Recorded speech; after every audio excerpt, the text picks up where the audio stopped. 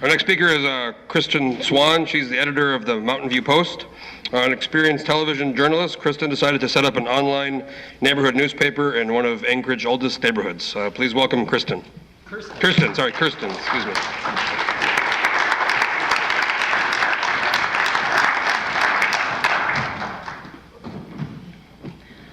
So I first started learning more about this idea of hyperlocal journalism a little over a year ago. My husband and I, we had just moved into Mountain View, and we were both working for KTVA 11 News at the time. And I became really fascinated with the idea of finding and sharing stories that you wouldn't necessarily be able to watch on the evening news or read about in the newspaper. And the idea had seemed to really have taken off in other parts of the country, and I found a lot of journalists who were doing really interesting things in other neighborhoods. But it was all in the lower 48, and I didn't really find anybody who was doing this here.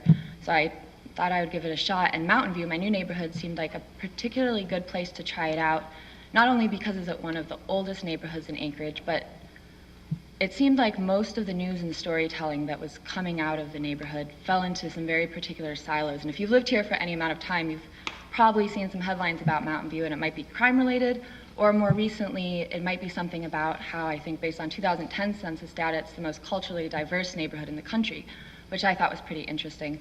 And those are all worthy headlines, but it seemed like between all of that, there was a lot of stuff that wasn't being shared with people and a lot of stories that could be told. And so right about a year ago now, I got myself a WordPress account and set up this website and started going around and trying to meet my neighbors and learn a little bit more about the neighborhood and share what I was finding with other people.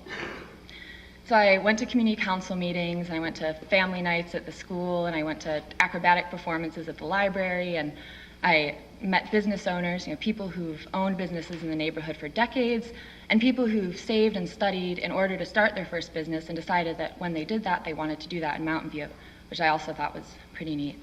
I introduced myself to people waiting around at the bus stop, and I introduced myself to people walking their dogs through the park, and a lot of people probably thought it was kind of weird because I'd asked to take pictures too, but I met a lot of really interesting people along the way, and I think I still have a lot to do. I am nowhere near where I want to be in terms of neighborhood storytelling, but I met a lot of people who have shaped my perspective on the state of our city, and so I wanted to tell you about a few of them and some of the work they're doing.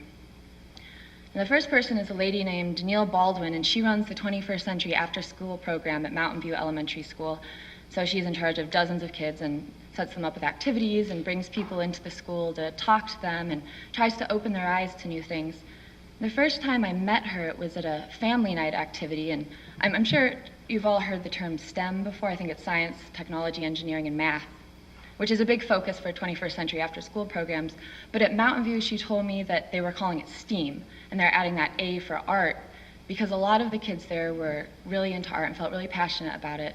And she told me that's what she was trying to do, was find that spark in kids. The last time I spoke with her, we were standing outside of the elementary school, and she was telling me about a past field trip that she had taken the kids out to. They had gone out to like a day camp out by Mirror Lake, and she told me about one little boy who was so amazed as they were going down the highway because he didn't even know that there were mountains behind the Chugach Range. And she got a little choked up when she was telling me this, because she couldn't believe that there were kids who were here in the neighborhood who had never been outside of it and didn't really know what else the city had to offer. And she told me about this wish she had that once a week or something she could load all these kids up into a bus and take them somewhere else in the city just to show them what Anchorage has to offer. Take them down to Potter Marsh or out to Kincaid and show them that there's a beach with sand in Anchorage, Alaska, that type of thing.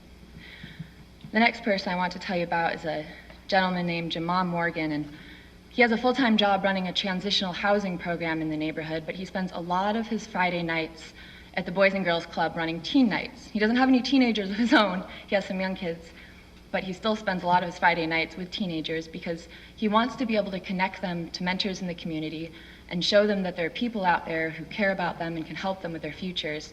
So he'll bring in speakers and a DJ, pizza, stuff like that. But he wants to show the next generation of Anchorage residents that there's someone out there that can help them and is there for them. Then there's a lady named Alice Lawrence. You might have heard of her. She goes by Mother Lawrence a lot. She's been in the news a few times before. But she runs kind of an informal soup kitchen out of her house on Richmond Avenue. She's been doing it for years and years and years.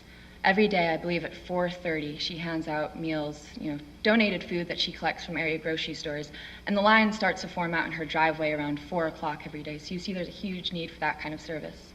And then on Sundays, she opens her living room for people to come in for kind of an informal church service. And she's had her ups and downs over the years. She usually has some kind of money problem. She's been stolen from, people she welcomes into her home will rob her occasionally. But she keeps doing it. And every time I ask her why she keeps doing that, she just says, I love what I do. And she feels very happy doing that. Then there's another gentleman, his name is Gary Horton. And this is one of my favorite stories. He doesn't live in Mountain View, and I didn't meet him there, but I wrote about him on my blog. I ran into him one day when I was at the downtown transit center waiting to catch a bus back home, and a gentleman approached me carrying a box full of hand warmers. It was like 4 below outside, and asked me if I was cold and asked me if I wanted some. I said I was okay because my bus was coming, but I watched him, and he went around the entire transit center asking people if they were cold and if he could give them these hand warmers. And so, of course, I had to go and ask him his story. And he told me that it's something he's been doing for a really long time. And he was very hesitant to share his story with me because it's something he does privately. He didn't want to make a big deal about it. But he goes and he buys hand warmers and he buys socks and gloves and hats and whatever else people might need with his own money. He doesn't ask for help.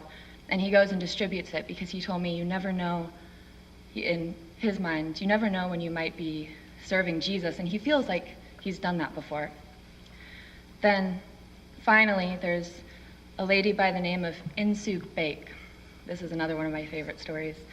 She's a local business owner, and she owns the Shell station on Mountain View Drive and another gas station.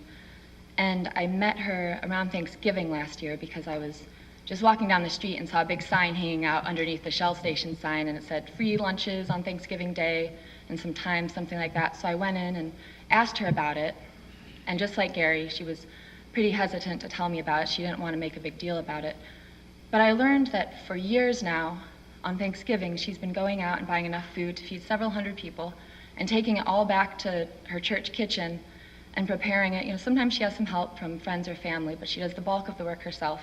And bringing all those stack lunches back to her gas station and distributing them for free to anybody who comes by on Thanksgiving Day, because she doesn't want anybody to go hungry on that day. She does it all by herself, no donations.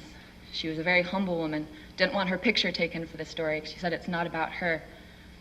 But I asked her why she did that and why she kept coming back to do this year after year.